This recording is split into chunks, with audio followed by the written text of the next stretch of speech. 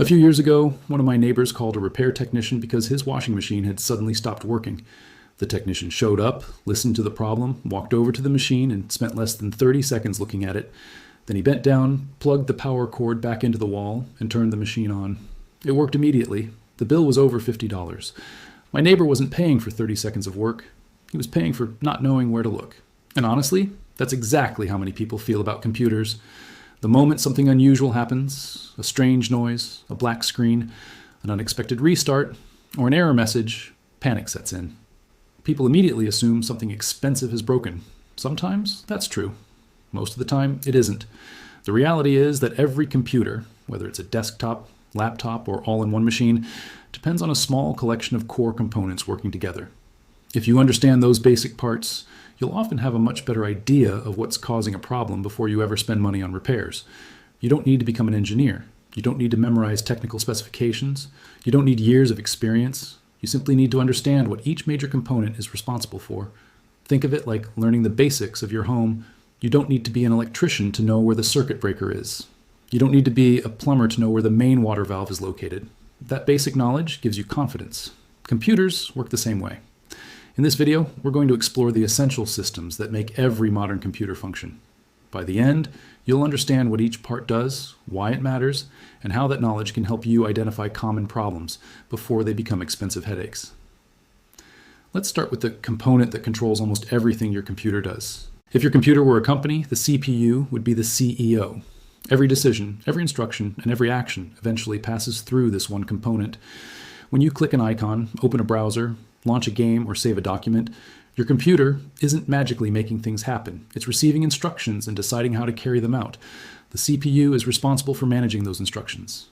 Think about ordering food at a busy restaurant. Customers place orders all day long. Someone has to receive those orders, organize them, send them to the correct stations, and make sure everything happens in the right sequence. That's essentially what the CPU does. It constantly receives requests and determines what needs attention first. Open a web page, the CPU handles it. Launch a spreadsheet, the CPU handles it. Play a video, the CPU handles it. Even when your computer appears to be doing nothing, the processor is still working in the background, managing hundreds or even thousands of tiny tasks every second. This is why the CPU is often considered the most important component inside a computer. Without it, nothing else knows what to do. Now here's something many people don't realize. A processor can only work efficiently when it's operating within safe temperatures. As it processes instructions, it generates heat, sometimes a lot of heat. That's why every CPU needs a cooling system. Imagine trying to sprint while wearing a heavy winter coat in the middle of summer. Eventually, your body would overheat and force you to slow down. Processors behave similarly. If temperatures rise too high, the computer may become sluggish, freeze unexpectedly, restart itself, or shut down completely as a protective measure. In many cases, people assume their computer is failing when the real problem is simply excessive heat. Understanding this relationship between processing power and cooling is one of the first steps toward diagnosing common computer issues. And the next component we're about to discuss plays a major role in helping that processor get its work done. Now that we understand the computer's brain, let's talk about its workspace. This is where RAM comes in. RAM, or random access memory, is one of the most misunderstood parts of a computer. People often hear terms like 8 gigabytes or 16 gigabytes and assume bigger numbers automatically mean a faster machine. The truth is a little more interesting than that. Imagine you're working on a large project at a desk. The desk itself is your RAM. The filing cabinet across the room is your storage drive. And when you're actively working, you don't keep running back to the filing cabinet every few seconds. You pull out the files you need and spread them across your desk where they're easy to access. That's exactly what RAM does. It temporarily holds information that your CPU needs right now. The processor can access RAM incredibly quickly compared to permanent storage.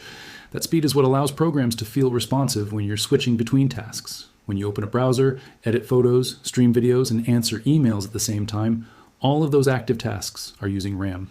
Now imagine your desk is tiny. As more paperwork piles up, you eventually run out of space. Suddenly you're constantly moving papers around just to keep working. Computers experience something very similar. When RAM becomes full, the system has to rely more heavily on storage drives, which are much slower. The result is a computer that feels sluggish, unresponsive, and frustrating to use. RAM problems can also create strange symptoms. Random crashes, blue screens, programs closing unexpectedly, a computer that freezes without warning.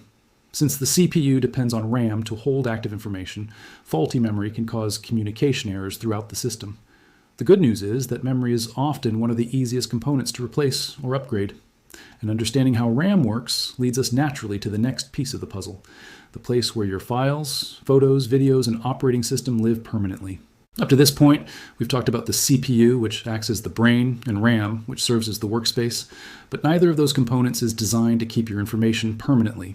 That's the job of storage. Think of storage as your computer's long-term memory. Every photo you've taken, every document you've created, every video you've downloaded, and even the operating system itself all live on a storage device. Years ago, most computers used traditional hard drives. These drives contained spinning disks and moving parts that physically read and wrote information. They worked well, but compared to modern technology, they were relatively slow. Today, many computers use SSDs or solid-state drives.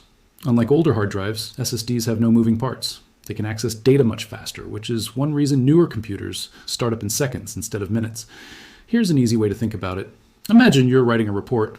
While you're actively working, the information sits on your desk. That's RAM. The moment you save the report, you place it into a filing cabinet. That's storage. You can leave for the day, come back tomorrow, and the report will still be there. That's the biggest difference between RAM and storage. RAM forgets everything when power is removed. Storage remembers.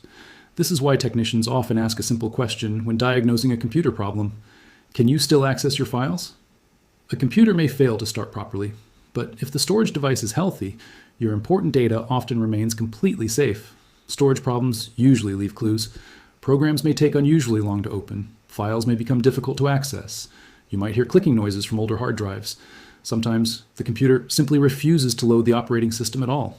Understanding storage helps you understand where your information lives. But none of these components could communicate with each other without another critical piece of hardware acting as the central connection point. That's where the motherboard comes in. Imagine trying to run an entire city without roads, power lines, or utility systems. No matter how advanced the buildings are, nothing would function because there would be no way for anything to communicate or receive power. Inside your computer, the motherboard serves a very similar purpose. The motherboard is the central platform that connects every major component together. The CPU, RAM, storage devices, graphics hardware, cooling systems, and power connections all rely on it to communicate.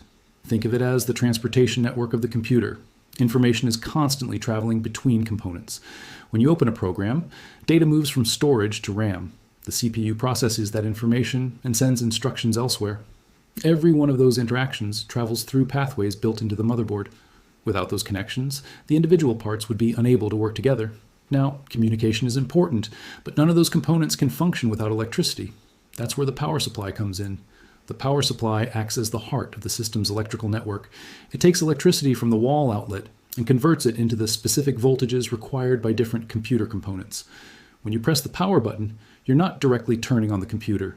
You're sending a signal that tells the power supply and motherboard to begin the startup process. If the power supply fails, symptoms can include sudden shutdowns, failure to power on, random restarts, or complete silence when pressing the power button. Then there's one final piece that many people overlook: cooling. Every major component generates heat, especially the CPU and graphics hardware. If that heat isn't removed efficiently, temperatures begin to rise. As temperatures climb, performance often drops. Push them high enough, and the computer may shut itself down entirely to prevent damage. Dust buildup, blocked vents, failing fans, and poor airflow are among the most common causes of overheating problems. In many cases, a simple cleaning can restore performance and stability. Now that we've covered communication, power, and cooling, there's one last major component we need to discuss, the part responsible for everything you see on your screen. We've reached the final major component, and it's the one most people interact with every single day without realizing it: the graphics system. Whether you're browsing websites, watching videos, editing photos, attending video calls, or playing games, something has to create the images that appear on your screen. That's the job of the GPU, or graphics processing unit. Think of the CPU as the manager of a busy operation. It's responsible for coordinating tasks and making decisions. The GPU, on the other hand, is a specialist.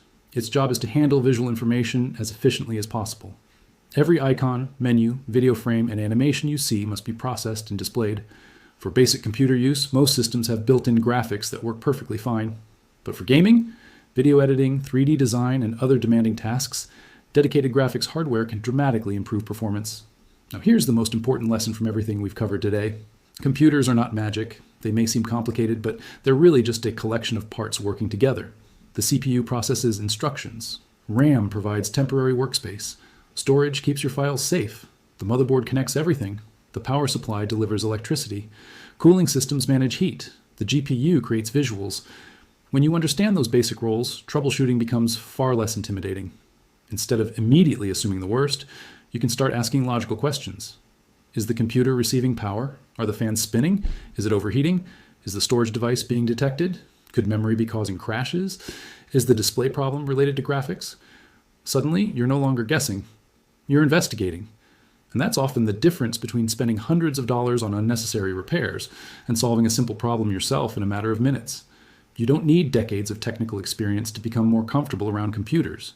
You only need a basic understanding of what each component does. Once you have that foundation, many problems stop feeling mysterious and start feeling manageable. And that's where real confidence begins.